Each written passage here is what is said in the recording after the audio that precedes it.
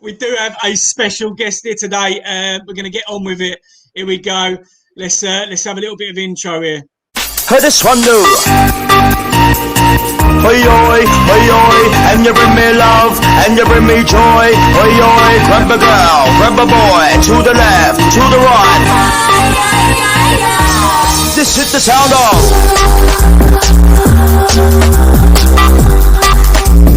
Bring me love, and you bring me joy. Grab a girl, grab a boy. Yes, who guessed it? All those people that did guess it. One of our special guests today is Special MC himself. He's got a few technical problems, so we can't visually see him, but we can hear him. Are you there, Special MC? Oi, oi, I am here indeed. Fantastic. Great to hear, mate. I've just done though, Turpin. Sorry, mate. I've just actually, I don't know if it would make a difference, but I had a load of updates to do on my iPad, which I just did. And just completed, so I don't know if that would make a difference. We could maybe try that again, or we can stay like this. Completely up to you. Let me just speak to the producer. Wait a second, producer Glenn. What would you want? No, he said no, mate. Keep it like that. Keep it like this. All right, sweet. So, first of all, Special, welcome to the show, mate. Thank you for your time. Thank you for having us. No problem at all. Right, so we've obviously been building up to a special guest. We've had a few people that have guessed that it was going to be you. I don't know how they guessed that. It might have been the word special. I don't know. But why don't you give us a bit of an insight? How does a young boy from the Gants Hill, Ilford area end up being involved in one of the biggest garage tunes that we've known to date? Well, obviously, Turk and you and I went to the same school, and I'd say I've got older siblings.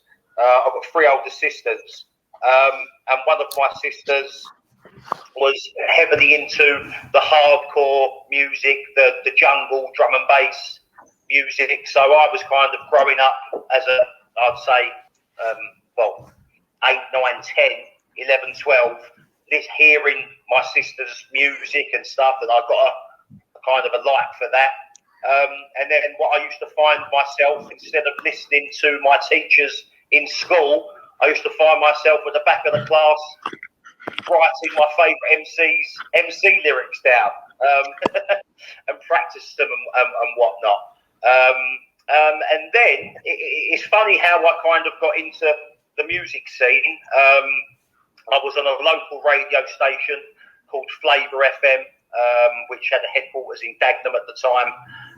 So I just used to go up there kind of weekly. I sometimes used to leave. I was a 5th year at school. I used to kind of leave school, get on the bus, go to Dagenham, do my radio shows and everything else. And it was when I was 17, so by the time I'd left school now, when I was 17, when it kind of really kind of hit off for us. Funny story, actually, how I met Mark Ryder, who was the producer of that track. I don't know, do you remember Unity Records? They used to have the Unity Records band. Yes. Yeah, well, he had that. That was his label. That was one of his labels and everything. And how I met him was through my mum. Funnily enough, my mum worked at a farm shop. He was one of the regular customers. As you do, you get speaking and knowing your customers. And he was like, I'm a dance producer. She was like, my son's a garage MC. He was like, well, he should come to my studio. Next thing you know, I'm on the track. Wow. Did you know at the time? Did you know at the time when you was recording it was going to be such a big tune, or what was the general feedback when you was doing it? Well, yeah, not really. I was kind of 17, coming on 18 at the time.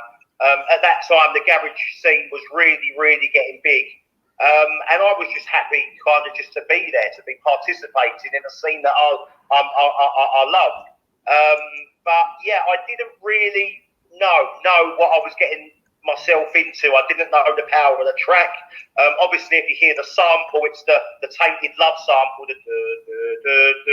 So I knew that, but I kind of didn't know it was that big. But the day that I realised it was big was when I was in the club in Romford called Time and Envy.